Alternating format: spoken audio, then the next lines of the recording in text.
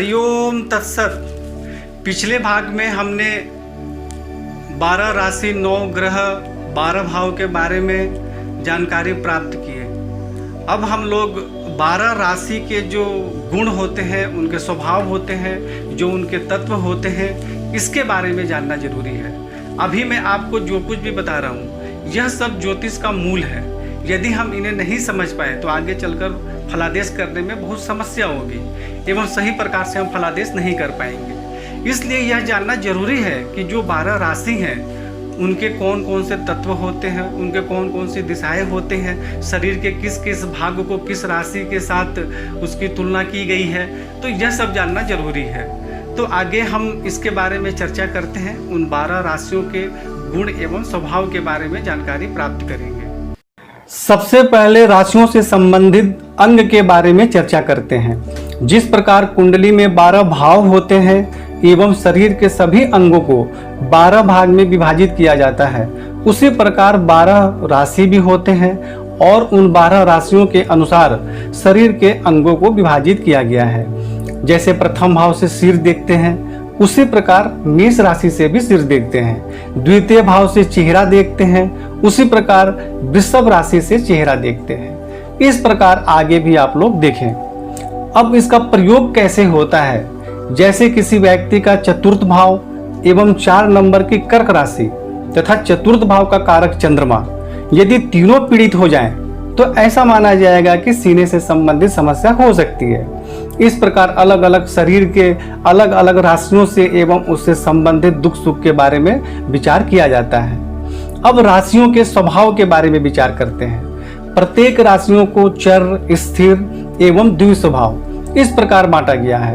अब इनका प्रयोग ज्योतिष में कैसे होता है, एक छोटा सा उदाहरण देकर आप लोगों को समझाता हूँ। जैसे किसी व्यक्ति को वाहन खरीदना हो, तो ऐसे व्यक्ति को कहा जाएगा कि आप चर लग्न में वाहन खरीदें, क्योंकि वाहन चलने वाला होता है। जैसे हम लोग लक्ष्मी जी की साधना करते हैं दीपावली के दिन, तो ऐसा कहा जाता है कि आप स्थिर लग्न में लक्ष्मी जी की साधना करें, क्योंकि हम चाहते हैं कि लक्ष्मी जी का घर में अस्थायी निवास बना रहे। तो इसलिए हम कहते हैं कि स्थिर लग्न में साधना करना चाहिए।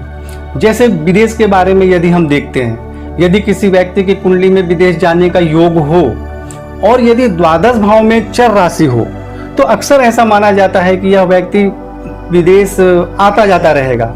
यदि द्वादश भाव में स्थिर राशि हो, तो ऐसा माना जाएगा कि वह व्यक्ति वहां जाकर अस्थायी रूप से निवास करने लगेगा। इसमें और भी बहुत कुछ देखा जाता है। मैं यहाँ सिर्फ उदाहरण देकर समझाने का प्रयत्न कर रहा हूँ कि कैसे इनका प्रयोग किया जाता है।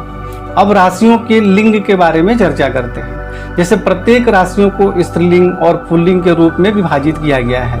इससे भी हम ज्योतिष में जब फलादेश करते हैं या प्रश्न कुंडली देखते हैं, वहां इसका उपयोग किया जाता है। जिस प्रकार हमारे शरीर में त्रिदोष होते हैं, वात, पित्त, कफ, उसी प्रकार राशियों को भी वात, पित्त, कफ एवं त्रिदोष में बांटा गया है। जैसे किसी व्यक्ति की पित्त राशि से संबंधित लग्न में जन्म हुआ है, तो ऐसा माना जाएगा कि यह व्यक्ति के अंदर पित्त की प्रधानता है।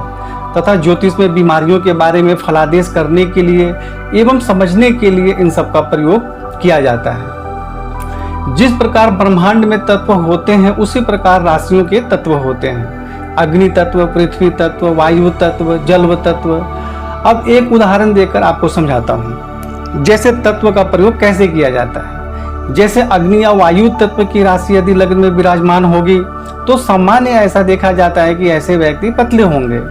यदि पृथ्वी एवं जल तत्व से संबंधित लग्न में राशि विराजमान होगी, तो ऐसा माना जाएगा कि व्यक्ति का वजन बहुत ज्यादा होगा। इसके लिए और भी ग्रहों का भी प्रभाव देखा जाता है। राशियों के प्रभाव को ही आखिरी निर्णय न माने।